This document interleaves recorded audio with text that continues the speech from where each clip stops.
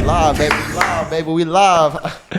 But no, man. Seriously, man. Back to what, Keenan? Keenan, what were you just saying? Sometimes I want to do what? Yeah, don't say that no more, boy. I just want to give you a little smooch. Oh, you know what I'm saying? hey, yo.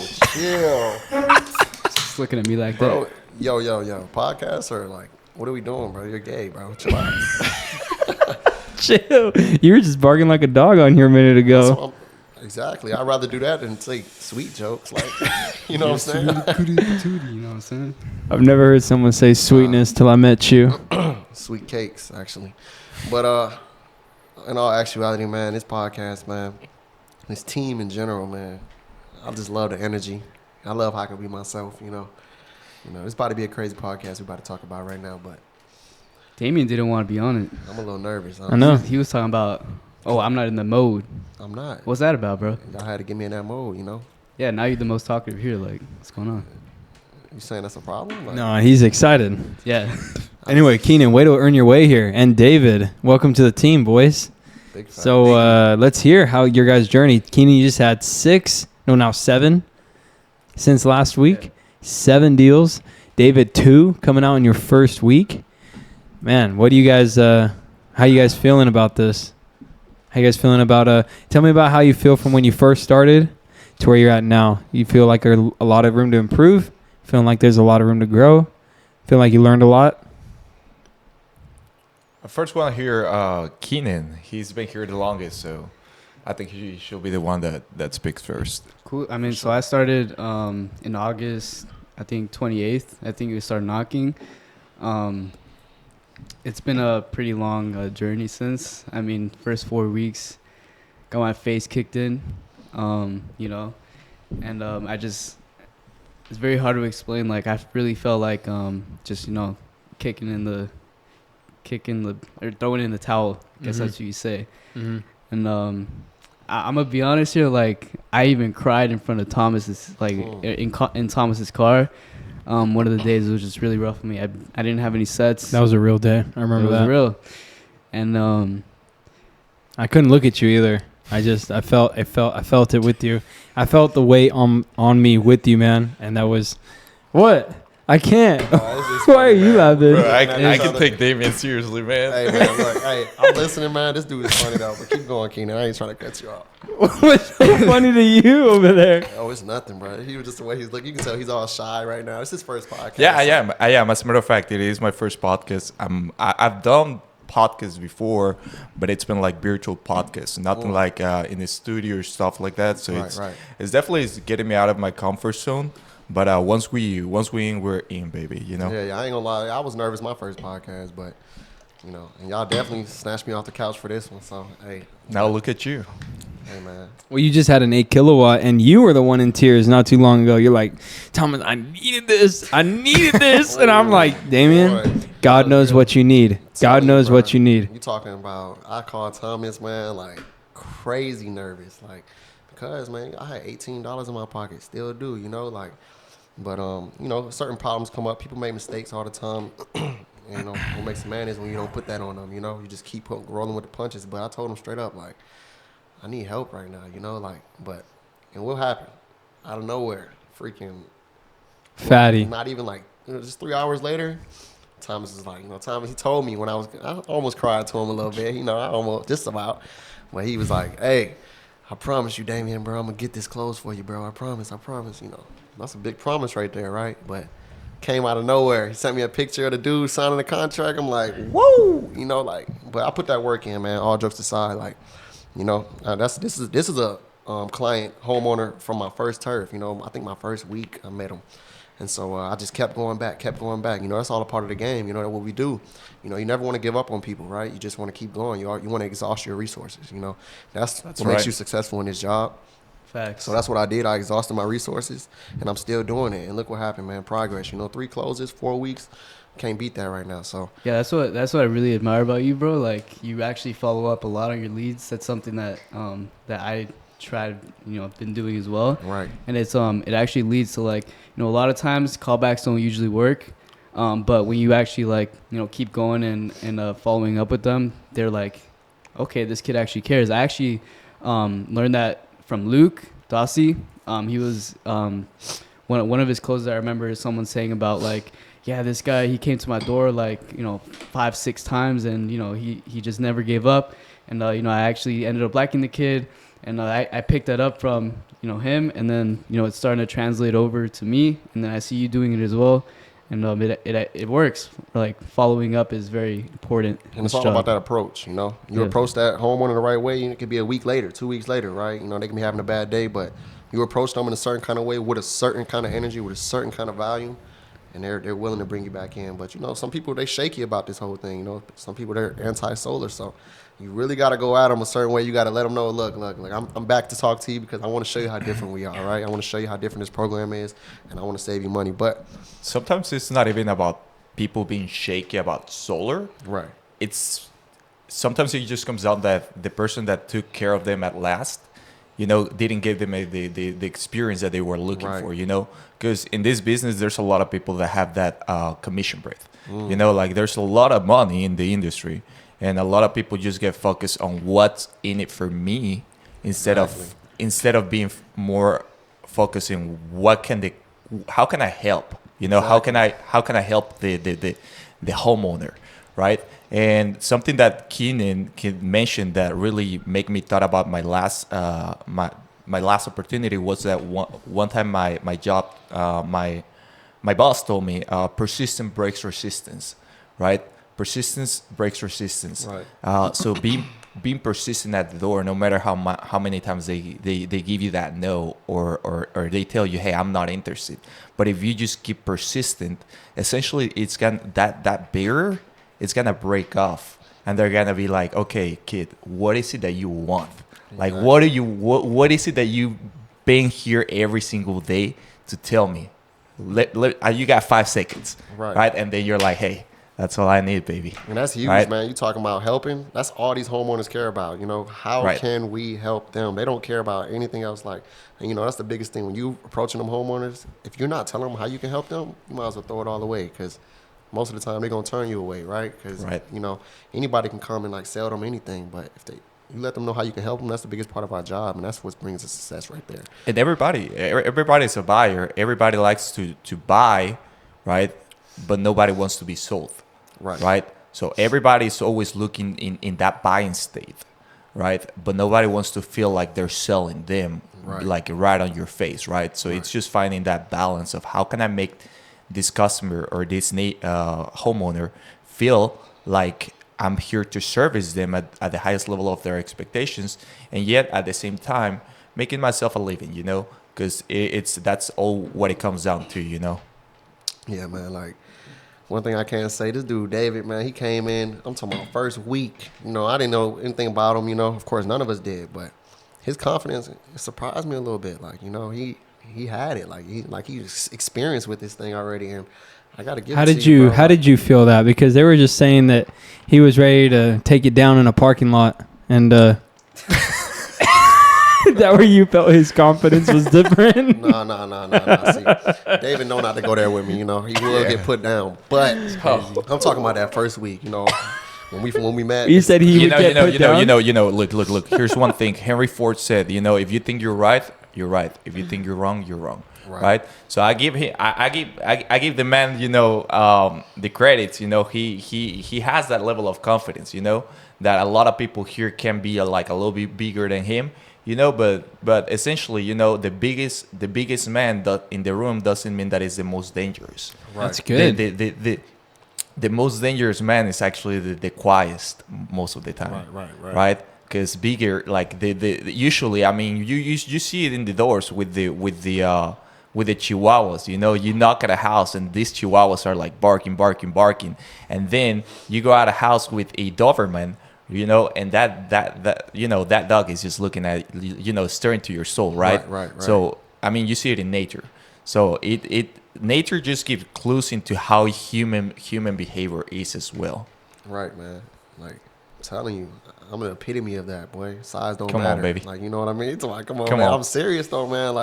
You talking about the epitome of size don't matter, man, in all situations of my life. Yeah. I was always the shortest one in the room. You were telling me. The smallest one, right? But you just like you said, man, the quietest person. I used to be a quiet dude, right? But people brought that out of me. They brought that dog out of me. You know, people trying to pick on you, whatever. But you know, you just show them that the size don't matter. It's all about that heart. It's all about that confidence, right? Somebody way bigger than me can be less confident than me, right? That's what matters, right? But in this business here, it's all about that confidence, right? I seen Keenan instilled confidence and just like, you know, I just met him. I thought he was like some shy kid, you know, like coming up, like, you know, when he started, like, I felt bad for him when he didn't get no sets. And I'm like, dang, I just started, but I'm about to pass this dude. And he's the quietest, but he's the most dangerous. It's looking like on the board. Woo! You talking about, what, 7 closes. 7. And I'm talking about he got, what, 5 of those in 1 week. Maybe 6. Yeah, like persistence, like break resistance, man. Persistence, man. Like, and bro, all these failed credits, all these ghosts got me feeling a certain type of way. Right. I'm just like, ain't no way, bro. I'm really about to spaz on these. Do you feel like there's a difference between the sets because you were getting sets from week 1, but they just weren't going all the way? Do you feel like there was a difference between those sets and the ones that from like the past week or so? What's the biggest difference you can think of? The biggest difference would be building rapport, because before, I mean, it's still something I'm definitely working on right now. But before it was just like straight pitch, and you know I'll get them to like give me the bill, set a date, but they just wouldn't sit down because they don't remember me. All they remember is a pitch. All they remember is some dude coming to the door talking about tier and time of use. Like they don't care about that. They care about the person. So being very personable. When Gideon was shadowing me a couple of days ago, he was telling me like, my biggest issue right now is building rapport with homeowners, and that's literally what got me my set. Yesterday, the whole day I was pretty much bagling until like the last hour, and I just said, hey, I yelled at him from across the street. And I started to, ask about like a eucalyptus plant, talking about like medicine, something like that. Just talking about something interesting about like what they're doing. That's been the biggest difference for me between like ghosts and people that sit down. Like most of my closes, like I know like what they do for a living, what their sons like to do, or what sports they play, or where they work, how do they commute or not. Like a lot of people in Palmdale are commuters. It's a very common thing around here. But yeah, I mean, and it's also just like a volume thing, because I mean you're gonna get failed credits either way, but it's just something you kind of just got to work through. Yeah, I mean, I wouldn't say like I'm good at what I do yet, but it's something I'm still working on and trying to grow in, because it's like I don't think feeling like you got it all figured out is a good thing. It's always good to keep learning. That's true. Yeah Be a sponge. Yeah, man, those first 4 weeks, I mean, you just had learning after learning after learning, and it didn't really feel like you were getting any payout. But yeah, that conversation we had in the car, I just said, you get to this Saturday first, before you give up. What was that, on a Wednesday? It was just like, it was midweek, and I said, you need to make it all the way to Saturday before we make any like decisions on like what to do, because you were talking about throwing in the towel, and can you see why when you first jumped on, I told you needed to leave both your jobs and go all in here? Yeah, because 100%. If you have another way out, you're gonna choose it. It gets way too hard. Yeah, I mean, a lot of us guys here have our backs against the wall, and there's really no other way to go but up. Because I mean, what else are you gonna go back to? Your $19 an hour job? Yeah. I mean, I was working at Yoshinoya and Seder Bros, barely making like $1,200 a month. Now I've made more than that in like just a week. Dude, this week, your next paycheck coming up is gonna. Oh man, I can't wait to see it. and that leads us to, I think the next point is that a lot of people in the sales industry, it tends to happen that a lot of people usually whenever you're right at the corner of that breakthrough, that's when a lot of people give up, right? And success comes with a price. The thing is that not everybody's looking to pay that price, I remember this one guy, Daniel G, one of my mentors. He says it's usually no, and once that yes, it's around the corner, people give up, right? So it's like especially knocking at doors, you get a lot of rejection, and it's a no over no over no, and sometimes it can get to your skin, you know. Mm-hmm. But usually after those 15, that's why it's critical to know your numbers. Mm-hmm. What's the LOAs, the law of averages, right? Because it's just a law like every other law, like the law of Murphy, the law of gravity. You know, it's a law that the more hands you shake, the more money you make, right? Sure. The more doors that you knock, essentially, there's gonna be a person that is gonna tell you, hey, you know, what is it about? I was looking for it. My bills are super high, right? And that's what people call a layout. But that's a layout, lay down, a lay down, and I truthfully I hate that. I don't like that term, right? Reason being is because it's not a lay down. If you put in the work, right? You just put in the work that not everybody would have done to get to that part that people are like, you know, that people want. Right. Because a lot of people see your success and they're like, man, I wish I had that success. But they don't say, hey, I wish I had that work ethic that man has, you know? Usually they want the results without the work. Right. That's so true, man. Like, and like I said, man, when you get on them hot things, when you get hot, it's a whole different feeling. Like, I seen you, Keenan. You don't think I was watching you? Like, I seen you that week when you was hot on them closes. I think it was we got to the end of the week, and you was still feeling hot. We was in the car. We got picked up from turf, and Keenan goes, "Hey, bro." He taps Luke on the shoulder. When Luke's driving, he's like, "Bro, please drop me off at this callback, bro. Like, come on, bro." Luke was like, "I got you, bro." You know how Luke is. Pull up to the callback, all three of us hop out deep. I'm talking about, you know, we never go out 3 deep, but, you know, we had to. Went out 3 deep, walk up to the older guy. He's in his garage. Keenan's like, hey, you know, Spanish, man. Keenan got it. Ended up talking to the dude, and you could tell Keenan was hot. You know, he's energetic talking to the guy telling him his bills. He's like, wow, really? You're paying that much? Like, you know, like, but he was feeling hot, right? And look what happened. Like, the wife comes out. I was mad because I was bagling the whole day. Right. And people were just shutting doors in my faces. And then I remembered this callback I had at like 8 o'clock. So I just went back and smacked them. And I think that turned into a close the next day or 2 days or something. Yeah. I seen it. I was watching Which it. one was that? That was Mario. Mario? Nice. And there's one thing about you, Keenan, is when I come pick up, the reason I don't give you guys my location is so you can't like anticipate me coming around the corner. And Keenan's one of the only guys on our entire team that every time I come up and find him, he's always pitching. You're one of them too, Damien. Like, I don't find him. He called me the other day. Yesterday, I was shooting hoops with some little kids, but yeah, it was like 5 minutes. I was shooting with a BB gun. I shot him with a BB gun right around the corner. Other than that, I was like, hey, kids, you see this BB gun? Watch this. In front of the kids, bro. Like, I'm like, you know, like. He was like, oh, that really hurt, bro. He That shot really me, hurt. bro. Like late night, you know. I'm like, Hilarious. and I'm like, what are you doing here? Like, we're supposed to be getting picked up later. He's like, no, we getting picked up now, boy. Like, get in. Like, it was crazy. Well, that was the thing, is it was 7:30, and that's crunch time, especially if you have no sets on the day. Yeah, man. The last thing you should be doing is shooting hoops with the kids in the block. He's throwing slick shots now. Ooh. They're not slick shots. It's the facts is all it is. That's the truth. It's the truth. If you got like 30 minutes to 45 minutes to make it happen, and all these garages are open and it's nighttime and people are coming home from work, like, what are you doing? You're playing with children. You're playing with all these little broke dudes. Like, that's true. True. You're gonna be broke like one of them. I ain't your daddy. You gotta make your own money. That's true. There's so many times where I just want to sit down on the curb, but then I think to myself, like, this is taking money out of my paycheck. No, yeah. for real. It's like why would you? Oh man, it's exhausting to be out there. So why would you be exhausted out there doing nothing? Don't waste your time. Exactly. And that again, that's why I applaud you. Is that every time I picked up Keenan, he was always pushing hard. And literally 2 or 3 times when he gets a close, and everybody knows before him because he's in the middle of pitching somebody while that close drops. And that's pretty cool, too. He's one of the last people to find out that his own close slapped. There's a testament to that, man. A lot of guys, when I come, they're sitting on their phone, sitting on the curb. They'll find a way to get their own car and leave turf early. They'll get to a restaurant. They'll make all these excuses.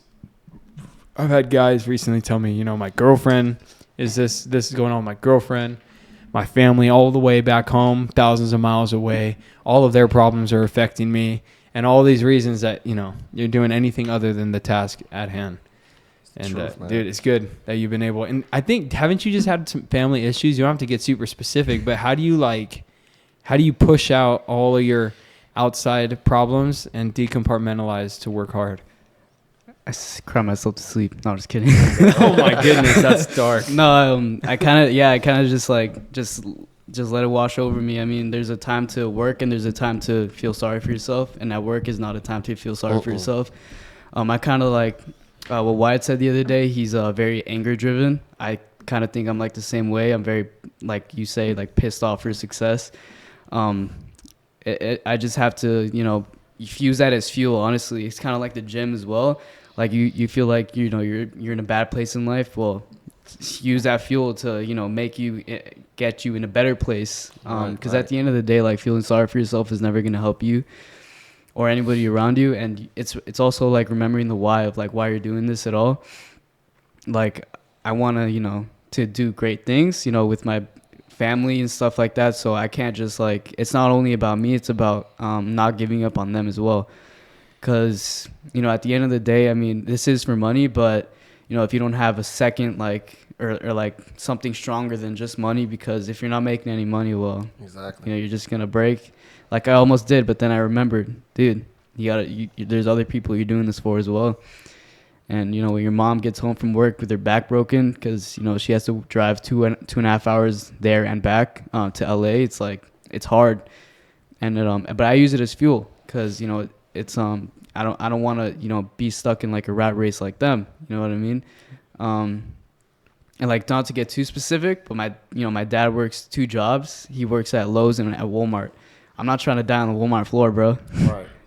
That's a hard way to work, man. Yeah, it really sucks. But someone's got to step up and do something about it. And I don't even think we see the opportunities that we have sometimes. Like we're making. Yeah, speak right into that mic, dude. Like I don't even think. Oh my bad. You hear the difference? I hear it. But I don't even think we see the opportunities we have. Like sometimes, really, the amount of money we make. This is the kind of stuff we get degrees for. This is the kind of stuff that people go to school for 10 years for. You know what I mean? Like we coming in the game, like me, no experience. Like there's an opportunity right here. Like. I have an opportunity to try to be like somebody that's experienced making this kind of money. We're making money like doctors out here. You know what I mean? But so, the point is we got to expect it to be hard, right? We got to expect it to be a challenge because, anybody that's trying to make 6 figures, they're not going to make 6 figures getting it easy, all right? You're not going to make 6 figures at McDonald's. You're not going to make 6 figures at Outback Steakhouse. Like it doesn't happen, right? So you got to jump to something and you got to expect a challenge. When you expect a challenge, you go hard and, you believe in yourself. That's what it comes down to. We believe in ourselves, right? Like we're not scared. That's why it's very selective, this thing, because not everybody can handle this. Some people will quit on the second day because it comes with perseverance. A lot of people, if you haven't had perseverance before you come here, you may not make it, right? You gotta expect it. You gotta already have perseverance in your experience, and then you can push through. But yes, sir. I love what you said. Don't feel sorry for yourself. You know what that reminds me of? You know that Leon Edwards fight? Remember? No. You ever say, "Oh man, you guys got to see the clip"? He's like, he comes down and he's losing the whole bout, the whole thing. It's like 4 rounds. I think he was 4-0. I mean, all the guy had to do. I'm pretty sure his name's Kamaru Usman, is just play some defense, and he was going to win no matter what. And so he gets down.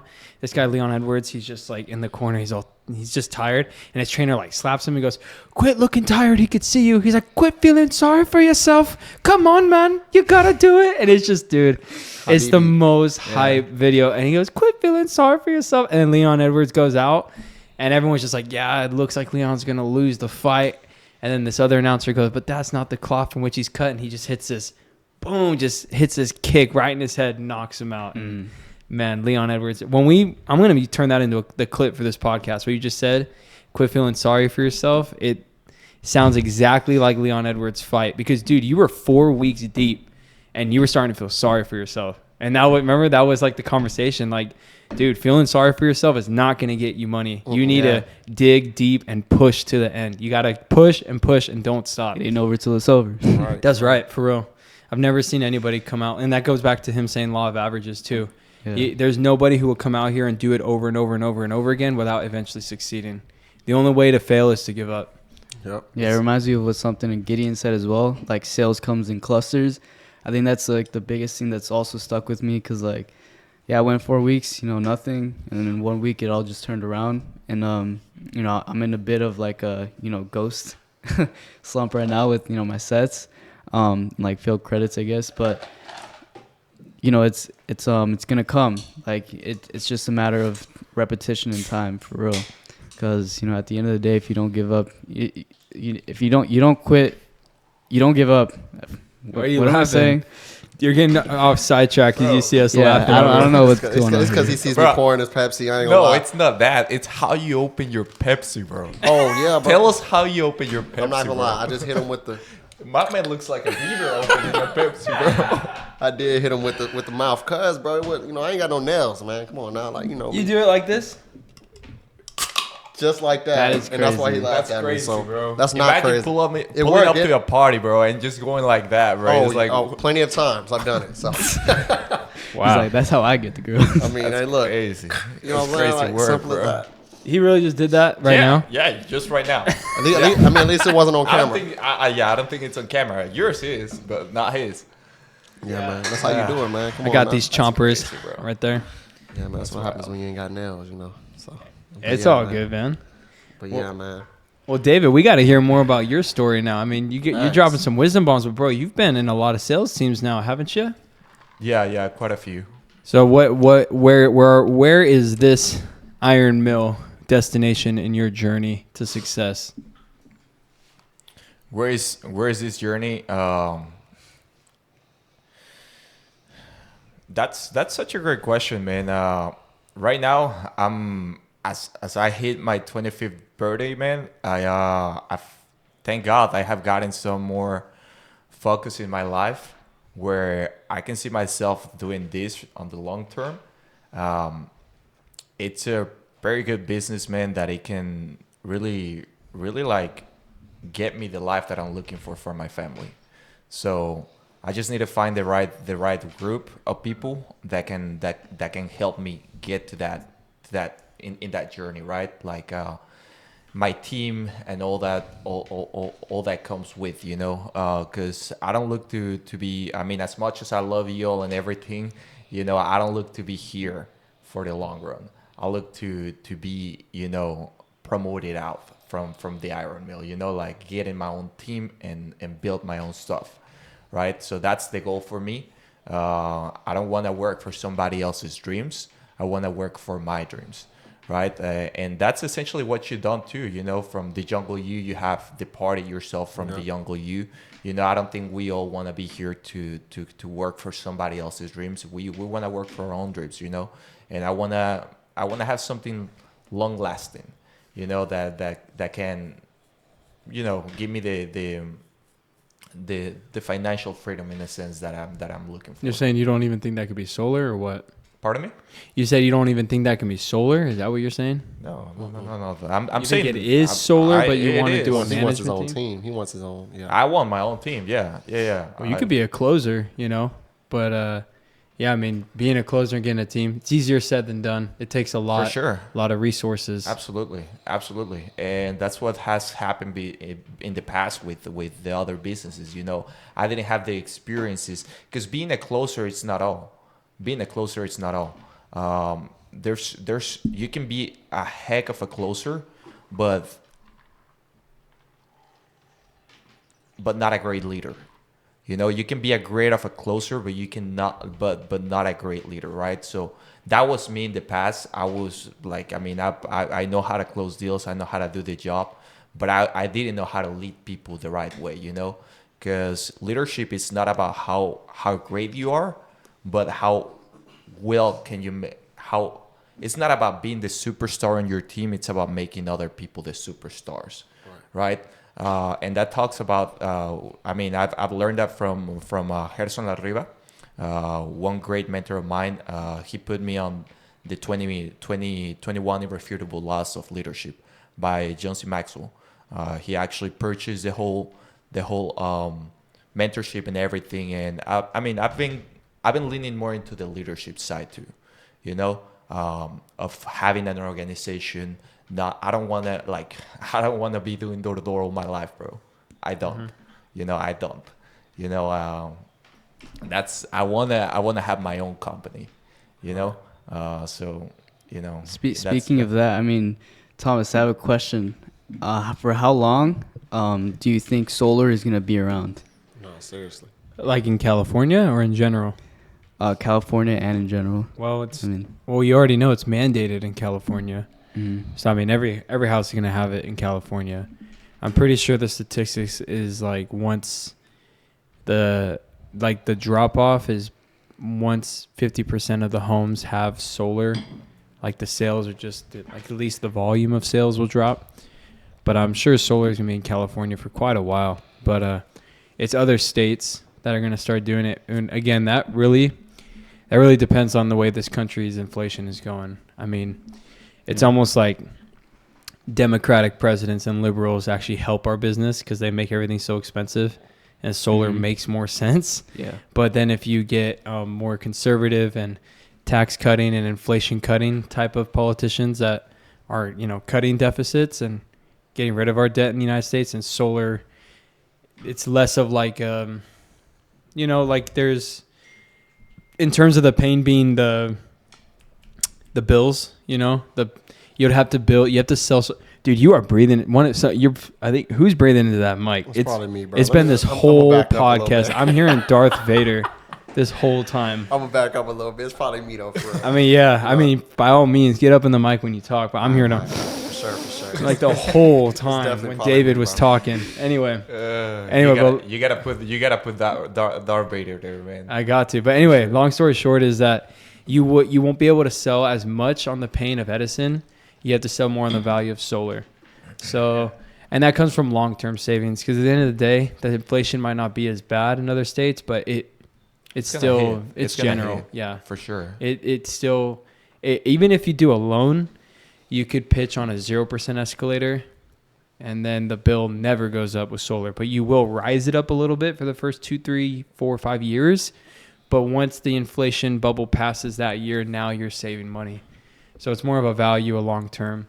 And that's how people sell in Arizona, places like that. So yeah, solar is going to be a big nation thing. And I read this article today that they have plans to put solar over freeways in California or in the United States. Wow. I think it's because they're building that speed rail, no? The one like down the 14? Yeah, but not the same thing. I mean, we're talking about like 600 billion panel project. And I saw China written all over it from what they were saying. And so that would not, I don't think Trump would go through with that, because that's going to give China a lot of money. And right now China's like our competitor on the market. But for real, like they're going to make solar more like privately owned, like how it is right now. That double charge on the bill with Edison? There's a privately owned solar grid that they're paying extra to. And so that's how it's going to show up if they do something government funded like that, where they put solar. Literally, it was like an example that every freeway will have solar panels covering over all freeways. And that would just have a ton of sun, because freeways aren't usually crowded by buildings at all. And so I'm just thinking, what happens when people get into like crazy gnarly accidents and they hit like the wall or something, but at the end of the day, it's still going to collect a lot of sun on a freeway, and it provides shade for cars.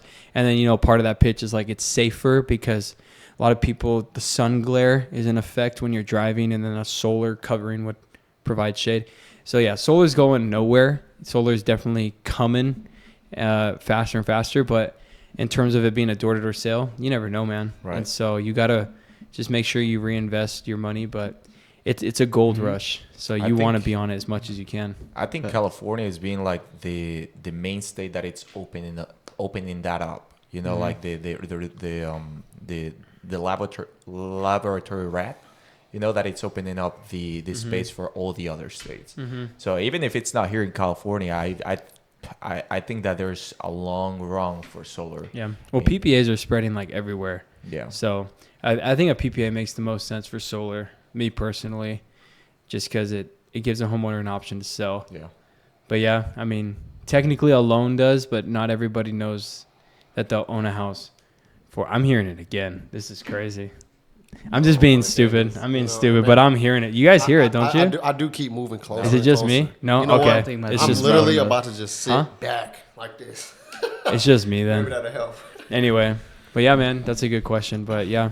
Yes, definitely. I just heard it again. Thought your leadership point was interesting. You know that you want to be a leader. Like I said though, you kind of answered yourself in a way. I think that if you want to have your own leadership, you shouldn't desire to be a leader as much as you should desire to see people around you do better. You know, like that's where it starts. Like, oh no, yeah. In order for me to be able to build this team, the Iron Mill, it was less of me wanting to be a closer, wanting to have a team, wanting to separate. It was a lot more of I brought out good friends of mine to get on this opportunity with me, and then I needed my influence and guidance for them to be successful. And then I just saw a vision for it. And then it was, again, then it was like, not only do I want to see guys I bring out do well, but I want to see my wife be provided for. And then, I just felt like I could share the wealth with my experience. Like I can't, like Keenan said, I can't act like I know everything. But now that I am 3-4 years into it, from what I do know, I have just a lot of trial and error to be able to share that with you guys.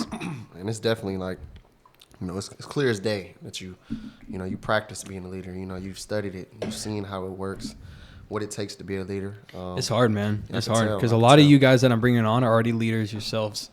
So I get a lot of like, I think that's the hardest part is like guys will, just kind of like go head to head. Yeah, they will with each other or with me. They'll challenge me and like my decisions, or, you challenge what we're going to do. And it's natural.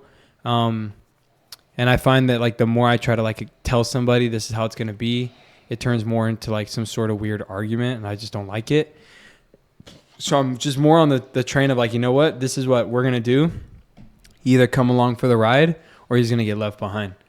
And that's the best way to do it. Just lead by an example. And as long as the example you're leading by is getting the most deals, there's no reason that others won't hop on that train with you. I think that you hit it right on the dot earlier whenever you said that it's striving for leadership is not the really way, the best way to lead other people, right?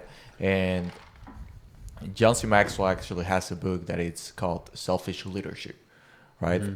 So whenever somebody it's in that position, there's levels of leadership, right? Mm-hmm. I think it's around 7, right? One of them is the leadership by title, right? Mm-hmm. Whenever you are in a corporate and there's that person who is the boss, right?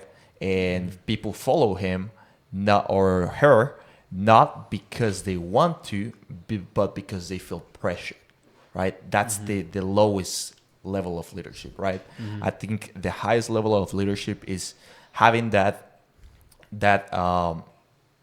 group of people that follow what you're doing and want to follow you and your example, because you're leading by example, right? Because you're guiding them through something you're guiding them to a destination that it's gonna help them and their family get to a higher standard, right? And I've seen that on a lot of people, and that's what I want for myself, That's what I want for myself, help others succeed more than I want to succeed myself. Right.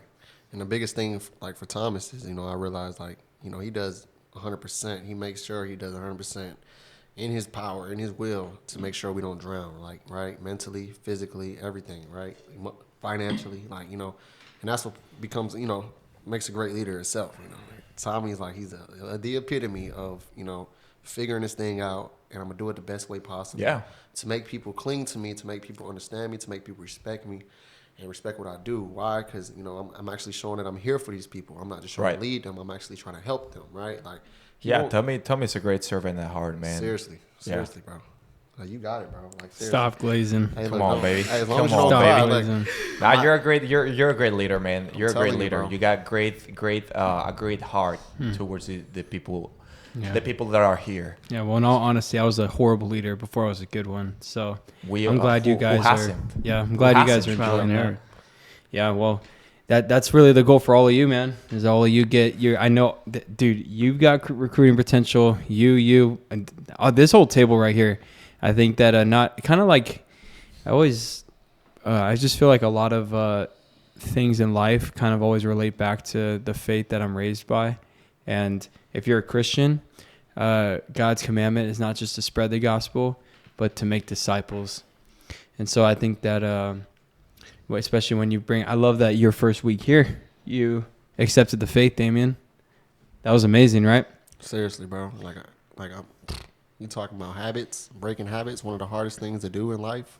Yeah. It's happening right now. The Lord is cleansing me. I've been cleansed. Yeah. We don't got to go into detail, but the only way to continue to sharpen yourself is by making disciples of the Lord. And, when you start having disciples, it means that now you have to be an example for someone else, and it just keeps you accountable, or else you'll backslide. Right. Same thing with anything in life. You can turn yourself around, you can join something new and start something new, but until you have somebody to answer to for it, it's very hard to keep yourself accountable. It's better for other guys to do it. Makes it a lot better when you're genuine, right? Tommy, me, like if we were to go out in the world and recruit disciples, right, trying to tell people a story, trying to give people our testimonies, they want to see a genuine person give them a testimony, right? Like 100%. They want somebody that they can relate to, spiritually, everything, right? You can't just be some guy that's just acting like a preacher or whatever, and then you don't really have like experience with treating people good, with treating people, even when you're feeling bad, you're having a bad day, how do you treat people on your worst days, right? That's what matters. And so when you're trying to recruit people, tell people about the Spirit, tell people about the Lord, they want to hear a genuine person, right? Because like that's gonna make them want to somebody that's dealt with adversity really like in life, that's gonna people respect that. That's what makes them like you tell them about the Lord, they're like, oh, so you got through that and you were still like this cool dude, you were still getting through that and now you're with the Lord, like maybe I can do the same thing, right? Like rather than somebody that they just can't relate to at all. Yeah, nobody's gonna listen to you. You know what I mean? Absolutely, and that's why testimonies are so powerful. Right. That's the power of speaking your stories. I mean, in the beginning, it says that whenever God created the earth, He spoke, and there was light. Right. So that means that there's power behind our tongues or the way that we express ourselves. Right. And the Bible essentially also says that the power of life and death lies behind the tongue, right? So that's why I'm very careful about what I say to people, what am I expressing to others, because you never know how can people receive what you tell them. The power of life and death, that's very serious. Right. That's very serious. That if your words can take somebody from the worst of the worst to the best of the best. Right. But at the same time, in contrast, it can take somebody from the best to the best to the worst of the worst. Exactly. Words are that powerful. Tell me, did you just fart it? No. I thought I heard something too. That was a. Hey. I thought this might be farting, bro. So I'm like, what happened there? It's the leather seat. Yeah, it's a leather. I ain't gonna lie. It's a leather seat. But I'll give him that. He might be lying. I would be more proud if it was a fart. I love farting. But it's kind of a weird thing. Kind of what a segue. You farted in the car yesterday. Dude. I love laying down a good toot, man. Bro, that is crazy. That's why, like if you share your story, that's why he's right. People that come from the hood, like that been through stuff, bro. People that just been through life, that's why it's powerful, because once God transforms your life, man, and He gives you the power of the Spirit, you come with that boldness, right? And it starts spreading around to other people, right? And He used that same boldness that you had in the hood, but He uses for His gain, right? Right. So it's a wonderful thing. There's a lot of people that been through stuff, and essentially dope dealers and And all those people, they're like really, really like genius, bro. Like them people are like businessmen. They're like super they're like really good. I mean, the way that they think and stuff like that, it's respectable in a sense, the work ethic, but just the focus is not the right one. Right. That's whenever they get transformed and God uses them as a vessel, bro. You see them doing great things, you know. Right, and you know we're given that responsibility from the Lord, right? Exactly. Like, when you have the power of discernment in you, you can read when somebody's sad, mad, depressed, anything. What are you gonna do? The Lord expects you. I'm telling you, it's deep. The Lord expects you to either make that person's day or break that person's day. Like what you just said, bro, was very powerful. You said you can turn somebody from like really good, doing great, to the worst. But right? you know what? The power of discernment comes from hurt. The power of discernment comes from adversity. From adversity, it comes from being pain. Undaunted. You know that undaunted, that comes through the pain. That comes through the journey of like adversity, man. It's not earned. No, it's not given. It's earned. You know, you gotta go through it to really embrace that boldness. Right. And that's why, I mean, in my life, I've been through a lot of stuff, bro. But I mean, I don't like asking for help in a sense sometimes, but I'm glad that I don't, because I see so many people, bro, that get things handed to them, bro. And sometimes it can make you like, hey, bro, like, man, I wish I had that, you know, in a sense, you know, sometimes. But then at the same time, it's like, if that would have happened to me, I wouldn't appreciate things as much as I did. Exactly. You know, I wouldn't appreciate the work ethic that, like, I wouldn't have the work ethic that I have. I wouldn't have the mentality that I have. I wouldn't, because everything that I have, God has given, but it's also been earned by my work ethic. Exactly. You know?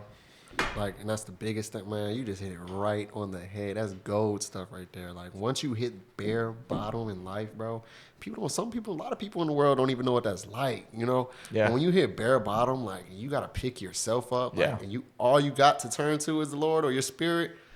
What does that build? Character. That builds a lot of character. Like, Yes, that builds, sir. you know, it builds that mind up to want to help other people too. You know, it builds discernment. You know, you can build that in you, like, because, you know, you start feeling bad for other people. You start wanting to help other people, you know. It's not bad. It's not feeling bad. It's feeling compassion. Yes. It's you develop the empathy of, you know, looking out for your brothers, looking out for other people, you know. Right. And you can confidently tell people, like, it's going to get better, right? Yeah. Like, Because whatever it you're has going happened through, to me. it's going to get better, right? Yeah. Like if we're beating ourselves up about the doors, if somebody that's been doing it for years, they've already dealt with the adversity, Thomas, right? Where's that He's coming like, from? I don't know. I think my phone's Is that David's? somewhere over there. Maybe. I don't know. Is it that right there on the wall? I'm about to go break that phone. Yeah. Can you go put that in the other room? You're the man, Daniel. Appreciate you. Thank you, bro. You want to come say hey, Shout out Daniel? Daniel. Appreciate you, Solorio. Daniel. Daniel's the best. No lie.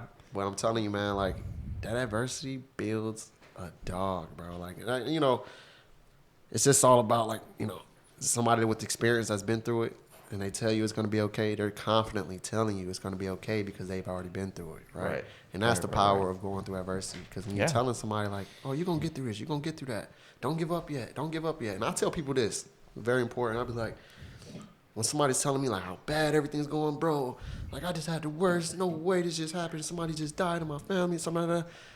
The biggest thing I tell people is you're stronger than anything you're going through. And a lot of people don't realize that, but we are. We really are. And I had to realize that for myself, hitting bare bottom, hitting the ground, right? Being on the streets, right? It shows you that, okay, I got through that, and I didn't even realize I was stronger than everything I was going through. You know what I mean? Them days I wanted to give up on everything. You realize you're stronger than everything you're going through. And when you can push that to other people, that builds them up. Like, and it feels so good when you're building other people up. I know you can, you know? Yeah, no. And the thing is that what we go through usually is not as bad as what we deserve, right? Because God died for our sins, you know, and he rose again. He sacrificed himself for us, right? So we deserve death. Yeah. Exactly. You feel me? Right. We deserve death. Yet, if we come to him, he gives us life. He forgives us, right? He already done that, right? So even our worst day, it's the best day in contrast to what we deserve. Yeah. Exactly. You feel me? Right. Like even our worst day, it's nothing compared to what we really deserve. Right. And the one thing I learned is the Lord's not going to put you more than what you can handle. He won't. He just won't, right? Like, I realized that even when I was the saddest person ever, like, dang, there's no way it can get worse than this. It feels like it And sometimes. then, out of nowhere, something good happens, right? And you realize, well, Lord, I guess he saved me. Why? Because he's not going to put you through anything that he knows you can't handle, right? He'll take you out, if anything, and that's what builds us up. So the adversity thing is the biggest thing you said. There's a verse that says that. Wish I could think of the reference. Says he won't suffer us to be tempted above what we're able. So he'll always give us a way out. Very serious, man. Yeah, it's good. But yeah, man, like, I'm just happy to be here, man. This is a great team. Bro. Like, y'all really make my days, bro. Like, I'm not gonna lie. Like, when I say cleansed, bro, that's all around, all aspects, everything, bro. Like, I've been happier. Like, I don't know if y'all can feel my spirit every day, but like, I'm literally like out of my shell. Like, look, and that's one thing that I like about this team, bro. Yeah, although it's not perfect, because nobody is, bro. Only perfect person is Jesus, Although it's not perfect, it's better than other teams, bro. It really is. It's better than other teams. There's some times that I'm just like, man, these guys are like killing me, bro. There's just days that I'm going through it because I'm very chill. I'm very just like, I'm very laid back, very reserved. I like my peace. I like my solitude. I enjoy that, And sometimes y'all are too much, bro. In a good way, though. Sometimes y'all are too much, and I'm like, man, God, chill, David, chill. I'm like, God, like what? Like David taking little shots here right now. No. I'm just being truthful. He's basically saying like this team is forcing him to come out of that shell. Yeah. Absolutely. And I noticed that we were in that car ride. We had the Absolutely. most trap music playing like possible, and David's in the back like, you guys you're in your environment right now. Like I could tell. Like he just wasn't used to it. Who's car group? He's the only Mexican in like a group bro. of Oh yeah. five black. I think we were playing Jeezy or something. We was like, yeah. And he's like, Damien, are you okay? Like, Yeah, no. It's funny, but I mean, going back to it, bro. In all seriousness, like it's again, like this team at the end of the day, like we're all working we're all pointing to the same thing. And at the end of the day, it's faith-based, which that really helps, if we all have that mind that God is just gonna bring us out of this, he will, and he will bring us closer. I've seen that happen with you, from whenever the first day that I got here to now, you start rubbing on me, bro. Right. Did he say robbing on you? Rubbing? He said Rubbing on you? maybe. You mean rubbing off on you? You get what he said. I love him learning. Come on, man. What I told y'all about that? What? It's fun. It's fun. He's learning. He's learning. Yeah. What? Just say it like it is. You both got in a really big little squabble. We had to go squash the squabble. I had to pull you both aside. Say, hey, boys. Well, yeah. Let's be men. The podcast doesn't want to hear that. I think the podcast want to hear a little bit. I don't even know what's going on. I think. Gossip. Yeah, we're talking. It's not gossip. It's just a little. It makes you not sound as perfect. I think I know what you mean when you say I rub off on you. I am very calm. I am very peaceful. I was like, well, the first day, I think you were ready to go toe to toe. I think basically what he's saying is like, come on. I know what he's saying. I know what he's saying. I'm just popping the bubble a little bit, bringing them back to reality. If we are all imperfect, everyone's got a little. Everyone's got skin in the game, man. Guys are gonna be guys. Leaders. Extroverts are going to be extroverts. You're going to rub each other, but we all want the same thing. Okay, we all want success on the team. So if you're all willing to see your brother be successful, you're going to know that arguing and bickering, that'll make nobody successful. Exactly. That breaks teams down. And so being able to come to the same I just think everyone's in one accord. That's what the Bible expresses it as, being in one accord in the spirit. then it makes it a billion times easier because without even speaking, you all desire the same communion with each other. But if one guy kind of just desires to be better than everyone, or one guy desires, to see another guy fall, dude, it's just going to pour out of the actions. It's going to pour out of the interactions.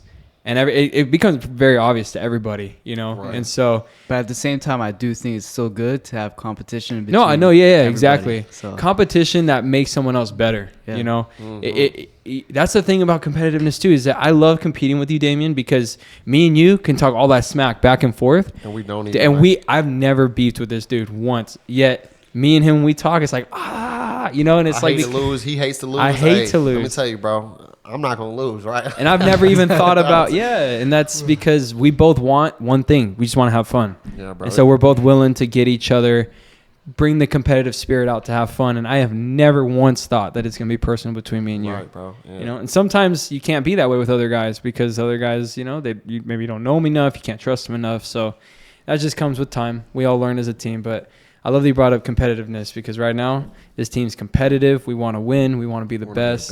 Yeah. You know what I mean? That's what we're about.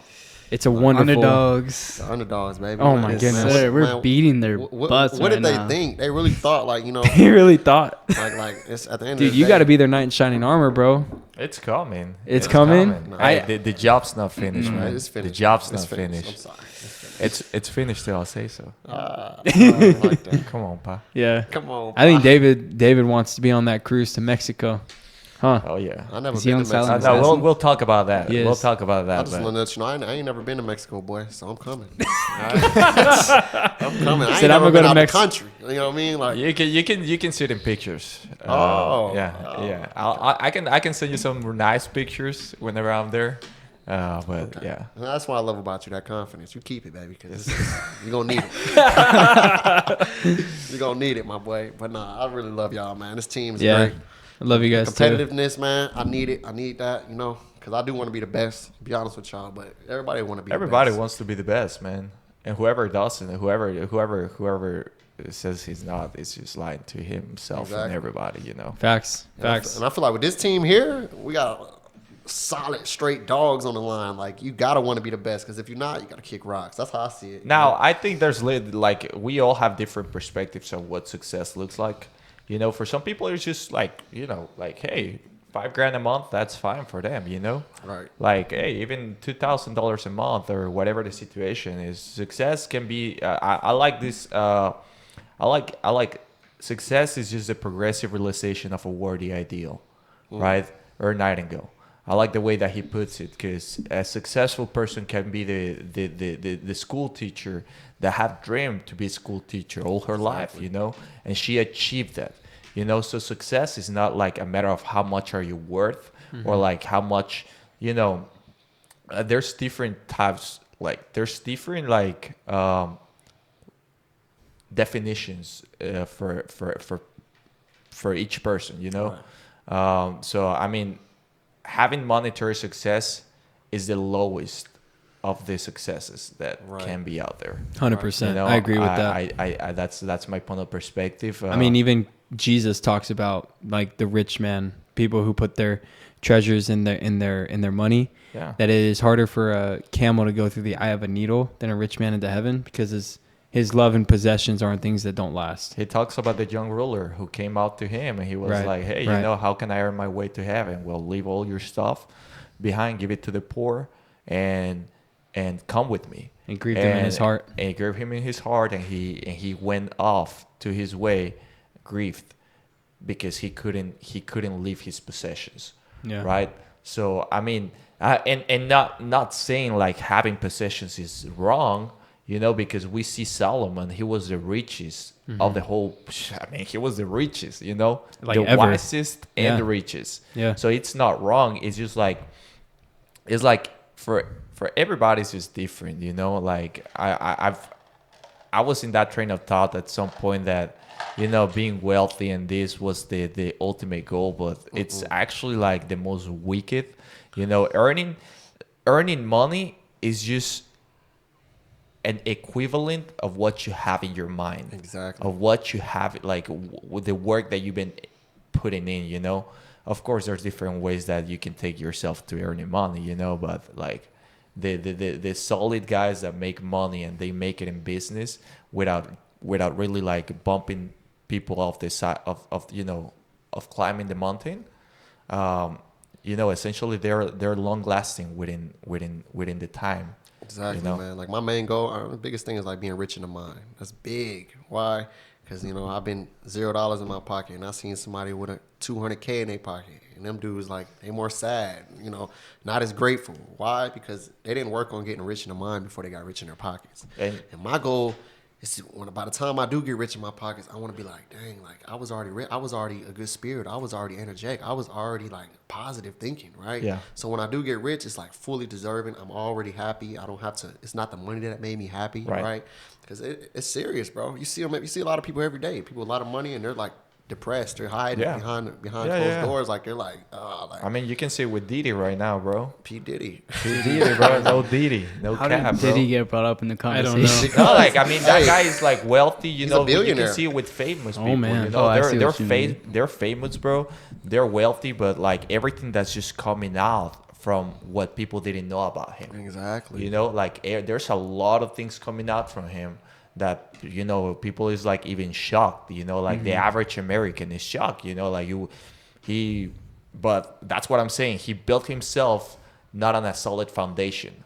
You feel me? And now everything's just worthless. It's just coming down. Right, you man. know? And I really like what you said about wisdom. You know? I was reading a couple days ago, today, in the morning, I was reading Proverbs 8. That's talking about wisdom, right? And that if you seek her, it talks about like a wife, right? The wisdom as a woman. Right. If you seek her, she will give you the riches. You know, she will give you what you need in life to prosper, right? So the main thing is like that I'm focusing on right now is just seeking wisdom. That's my main goal right now in life, and yeah, I mean, praise God, man, praise God. The biggest Yeah, thing you is, read a lot of books, huh? I'm dead.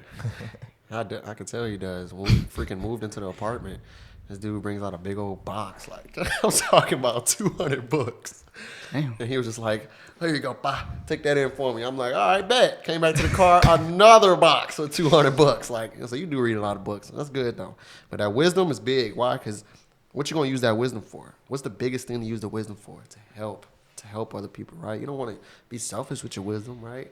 That's what makes wisdom great. Like, I've seen that for myself, you know. Yeah. Like I said, if you see people sad or whatever, bro, give them a couple like tips, you know, like what they can do to build their mind up, right? That's what I respect about you, bro.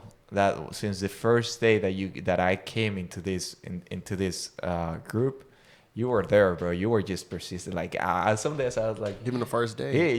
he was just like drilling me with all this stuff that I needed to be able to succeed in this business too, you know. So I appreciate that, my man. Yeah, of course, bro. Come on, baby. Like, you know, it's all about being Boy, confident. you sweating, pa. I know, man. You got me a little nervous on this podcast right now. You know, I'm just playing. Let's go. But nah, though, like, you know, like I told Yeah. you, man, like, you know, I want to see you be successful. I want to see everybody be successful, you know. I want to see myself be successful, but my whole life, like, I've always given more to others than I did to myself.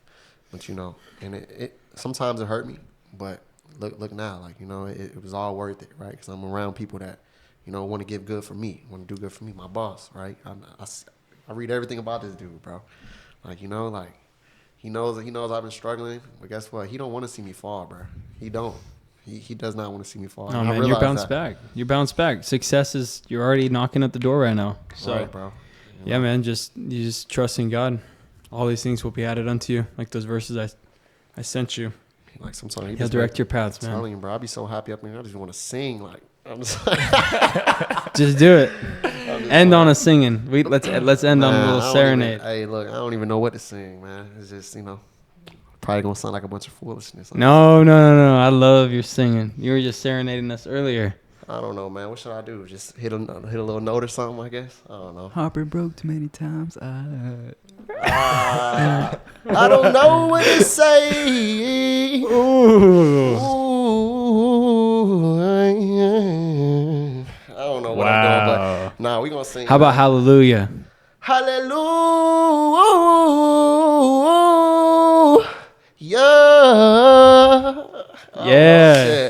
I'm nervous, man. I was talking about that song. They say there was a secret chord. You don't know that one? Oh, from Shrek. Yeah, from Oh, Shrek. from Shrek. Yeah, from Shrek. We can sing it together. Let's go. 1, 2, 3. Hallelujah. Hallelujah. I'm dead. Come on. Hallelujah. Hallelujah.